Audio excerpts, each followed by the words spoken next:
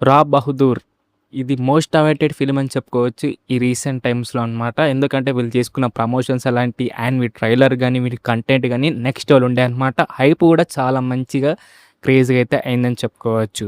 మరి ఫైనల్‌గా ఈ మూవీ చూసాక ఎలా అనిపించింది? నచ్చిందా? నచ్చలేదా? అనేది డీటెయిల్‌గా అయితే మాట్లాడుకుందాం. ఓకేనా? దానికంటే ముందు ప్లీజ్ దయచేసి వీడియోని లైక్ చేయండి, షేర్ చేయండి, అలాగే సబ్స్క్రైబ్ అయితే చేసుకోండి. ఓకేనా? Let's start the video.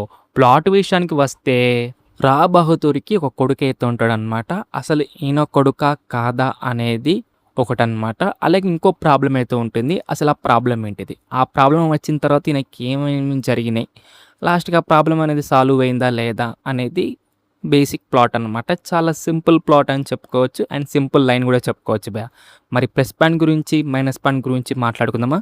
Firstly plus point గురించి అయితే మాట్లాడుకుంటే సత్యదేవ్ గారు. అసలు వాట్ ఏ యాక్టింగ్ మ్యాన్! అసలు నెక్స్ట్ లెవెల్ అనమాట. 3 ఆర్ 4 డిఫరెంట్ లుక్స్ అయితే ఉంటాయి.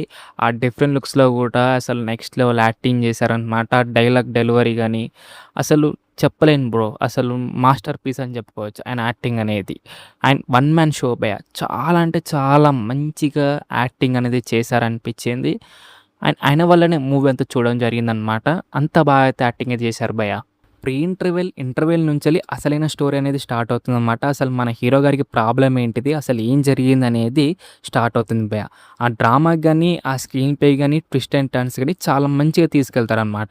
ఆ లాస్ట్ 15 మినిట్స్ అనేది మెయిన్ పాయింట్ అని చెప్పుకోవచ్చు. ఎందుకంటే అక్కడ డ్రామా గాని, అక్కడ రేసి స్క్రీన్ ప్లే గాని, అలాగే ఎమోషనల్ సీన్స్ కూడా చాలా మంచిగా వర్కౌట్ అయ్యాయని చెప్పుకోవచ్చు భయ్యా.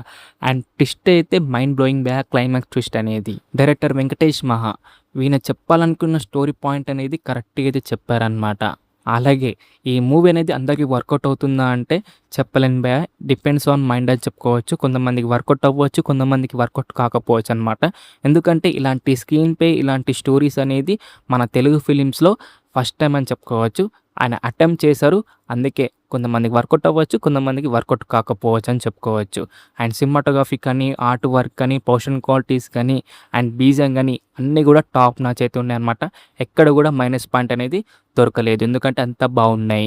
ఇక మైనస్ పాయింట్ గురించి అయితే మాట్లాడుకుంటే ఫస్ట్ హాఫ్ భయ్యా. ఫస్ట్ హాఫ్ అయితే మనకు చాలా చాలా చాలా ఓపిక అయితే ఉండాలన్నమాట. ఎందుకంటే ఫస్ట్ హాఫ్‌లో మనకైతే స్టోరీ ఏం చెప్పకుండానే ఒక క్యారెక్టర్‌నే మనకు చూపెట్టి చాలా అంటే చాలా ల్యాగ్ చేశారనిపించింది. ఎందుకురా ఇంతగనం ల్యాగ్ చేస్తున్నావు నువ్వు? కరెక్ట్ పాయింట్‌కి రారా బాబు అన్నా కూడా రాడనమాట. అంత ల్యాగ్ ప్రో మ్యాక్స్ అయితే ఉంటుందనమాట. అండ్ ఎమోషనల్ సీన్స్ గాని, డ్రామా గాని, ఆ స్క్రీన్ ప్లే గాని ఎక్కడ కూడా మనకు వర్కౌట్ కాదు. అరే! ఏందిరా అబ్బాయి ఇది మనం అసలు ఏం సినిమా చూస్తున్నాంరా బాబు అని ఫీలింగ్ అయితే కలుగుతుందనమాట. అంటే ఇష్టం వచ్చినట్టు ఉంటాయి భయ్ ఆ సీన్స్ అన్నీ. అరే! అసలు ఏం చెప్పాలనుకుంటున్నావు? అసలు ఏం చేద్దాం అనుకుంటున్నావు? అన్నట్టయితే ఉంటాయి ఫస్ట్ హాఫ్ అంతా.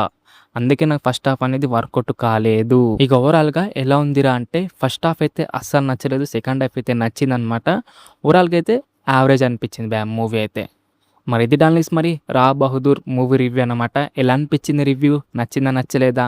రివ్యూ కనుక నచ్చితే మటుకు దయచేసి వీడియోని లైక్ చేయండి, షేర్ చేయండి, అలాగే సబ్స్క్రైబ్ అయితే చేసుకోండి.